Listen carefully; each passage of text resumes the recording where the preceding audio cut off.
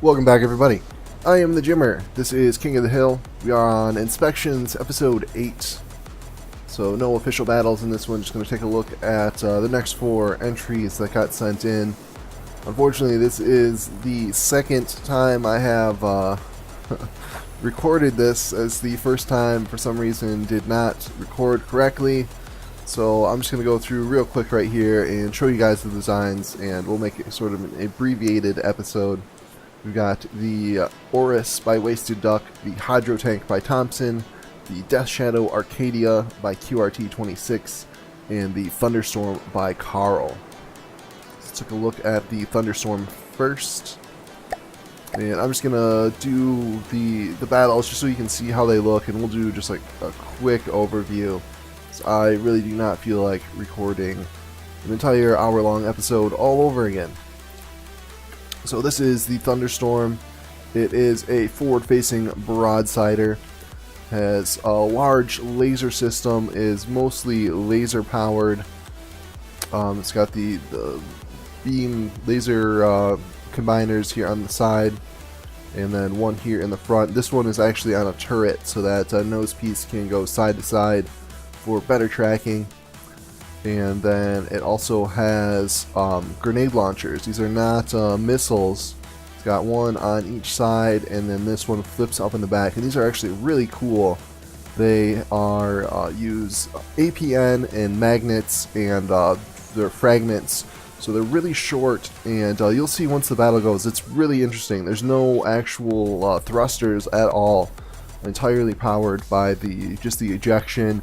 And then if you crank up the number on the APN, it makes your missiles really floaty. And that combined with the magnets, they kind of work like missiles. I don't know, you'll see. It's really cool. Also has the simple weapon lasers for stuff that gets too close. What else? Was there anything? I don't think there's really anything else I need to go over on this one. Oh, the armor. It's pretty heavily armored. It's got about a layer of, it's got about 2 to 3 layers of metal all around, and then heavy armor over critical parts. So fairly heavily armored, not insane, but fairly heavy armor, and then shielding as well. It's got laser shields and powerful engines. Let's get the battle started. Let's see I see the grenade launchers. They actually close an incredible amount of distance, and watch these come in. You can see they're starting to fall, and then the magnets pick them back up. Those miss, but yeah, really cool idea. I'm gonna definitely be stealing that, because that is just so cool. I don't think it would work against anything fast, but against stationary or disabled opponents, very effective. See, the lasers really don't do any damage. Really powerful laser shields here at the front that are blocking pretty much all of that laser damage. As you can see, they're both below 95%, so more than cover the required self-damage. This is the Thunderstorm by Kharel. Let's get this reset and get the next entry in here. We have the Deathshadow Arcadia by QRT26. I'm actually going to load this one in the air. It doesn't seem to function correctly if I start it out at sea level. It has a tendency to drop down in the water. But that is what it is. This is a really cool entry. I think this is from a video game. I gotta look up what game it actually is. Might be an anime, but it looks like a video to me. Nice little poster for I think this is the ship it's supposed to be replicating, and very cool. These are on almost like collars. So these sort of rotate out to the side, and then there's a secondary, like a stacked turret for these guys right here. And the shells are really interesting. It's got EMP, frag, explosive, an inertial fuse, a timed fuse, and then also a what's it called for going under the water? The I can't think of it. It'll come to me in a second. Supercavitation. And only a couple gunpowder, so very slow shells. But 500 millimeter and 3 meter rack, so should be pretty heavy damage if they're able to land. But like I said, only going about 250 meters a second. Has a huge custom jet engine here in the back. So you can get a view of it. Yeah, you can see kind of the inside. There we go. Huge custom jet engine. Lots and lots of thrust. Doesn't seem all that fast though. It is fast, but feels like this jet engine should be able to push it even faster than it goes. Might just be because in the battles itself it is turning very hard, so doesn't reach top speed. Has some large missiles here in the front. Oh, that's weird. I think this actually like lifts out or something. I don't know why they're covered up right now. This is on a turret, so I'm guessing the turret sort of like juts out, or maybe these rotate out. But some good sized missiles on the front, and then the cockpit is right here. If I can get inside. No, too low. And this makes me a little bit nervous. It looks like all the AI parts are right here on the top. Not much protection at all. Overall, this thing is entirely wood. I don't think there's any metal or anything else, just all wood.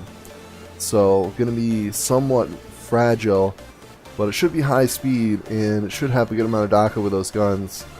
As you'll be able to see here in the battle with itself, it doesn't really get to use the guns. And there we go. It's taken off.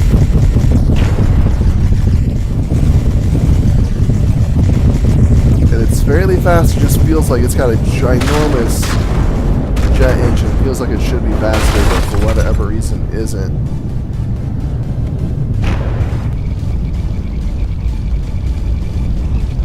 Oh, that's interesting. I didn't notice that before. It looks like the turrets actually rotate around to the other side. I didn't realize the rings themselves also rotated.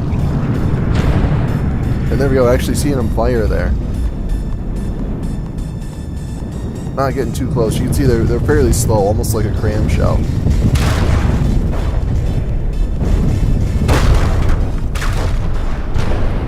There we go, looks like hit something critical. One of them's down below 70%. Oh, I didn't notice that in the last battle. It's got harpoons.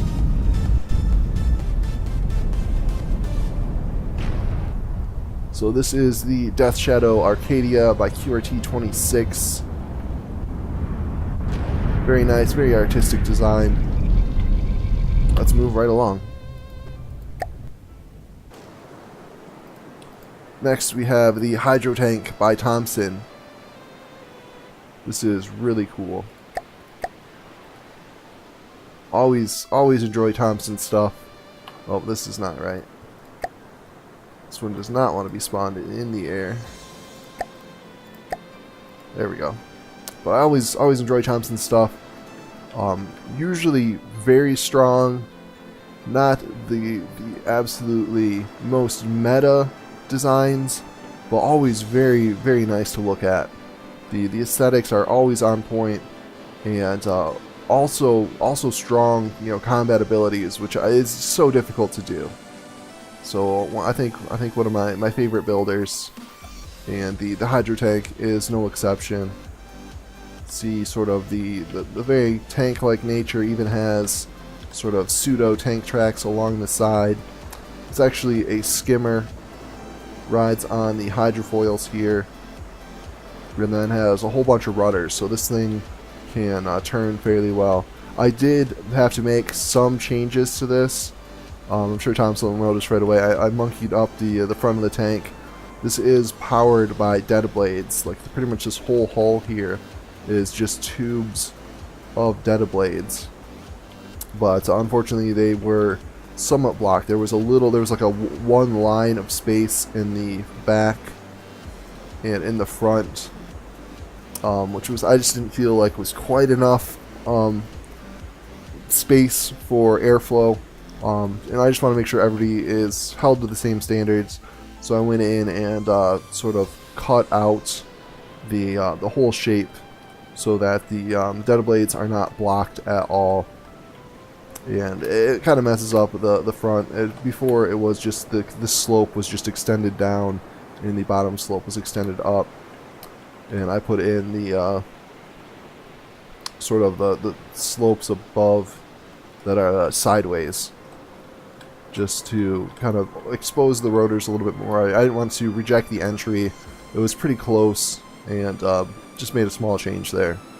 This thing fires as the turret is just sitting on top. It does not extend down into the hull, and it's 500mm with 800mm loaders.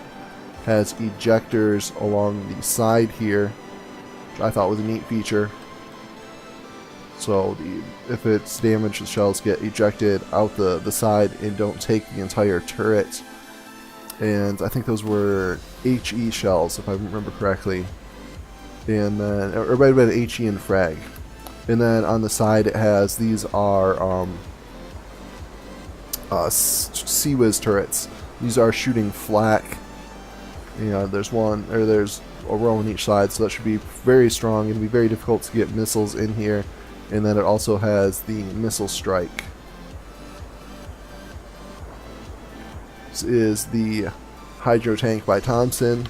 Let's go ahead and get this unpaused, and you can see it in action. It is very fast. Hits the 100 meters a second top speed. Looks like there's actually an ACB in there that cuts the propulsion, but it's right about the top speed, so it never goes over 100. But it's always right there. And you see, able to turn very quickly, but not jittery at all. Nice smooth motion. And oh yeah, oh yeah, that was the one thing I did notice about this. Each of these little pontoons here at the back is just chocked full of ammo, and there's only a single layer of metal armor over them. I was expecting as soon as one of those went up, it would take the entire tank out, but it seems able to lose an ammo store and then repair it back. So I was surprised on that. Overall, really nice design, really like it. This is the HydroTank by Tomson. We got a little bit of a ram there. And yeah, excited to see that one battle. Alright, and final entry, we have the Aurus by wastedDuck. This one coming in a little under budget, only 70,000. And I had to make a small change to this one as well. The exhausts were not piped to the outside and the engine was overheating, so I just popped in some exhaust ports. Just for anybody that wonders why I would do that, it used to be that if your exhaust just kind of dead-ended inside the hull, didn't go all the way to the outside of the vehicle, you would still get the benefit. It would still cool down your engine. There was a change a couple months ago where the exhaust now has to go all the way to the outside of the vehicle. And just to keep this thing working correctly, I went ahead and just made that small change and added the exhaust hull components here, so it goes all the way to the outside. And that aside, this is another really cool sort of artistic entry. All of them so far for this episode, just really different and interesting sort of artistic designs. Not a whole lot of firepower. It does have the rams at the front, and then some missile racks, a medium missile barrage. One side is EMP and the other side is frag, and then rides on hydrofoils, another skimmer.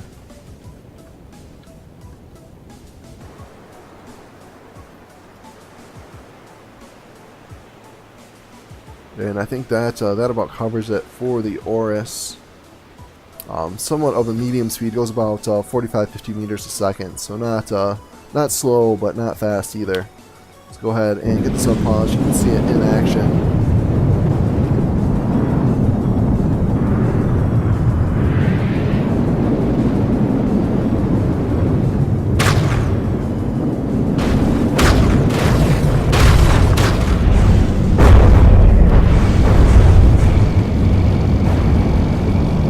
More than able to destroy itself. And actually the first time I did this, it didn't really even ram, they sort of missed each other. and the missiles did plenty of damage, so I'm not going to worry about self-destruction on this. I've already killed myself in the battle. Unfortunately, guys, we're not able to see. But that's it for this episode. I hope you guys enjoyed it. Apologies for having the video messed up and a little bit shorter, not being able to see the entire insides and functionality of the designs. But hopefully it's a good introduction, and you guys are excited to see these battle. I know I certainly am. If you enjoyed the episode, go ahead and give me that thumbs up, and we'll see you next time.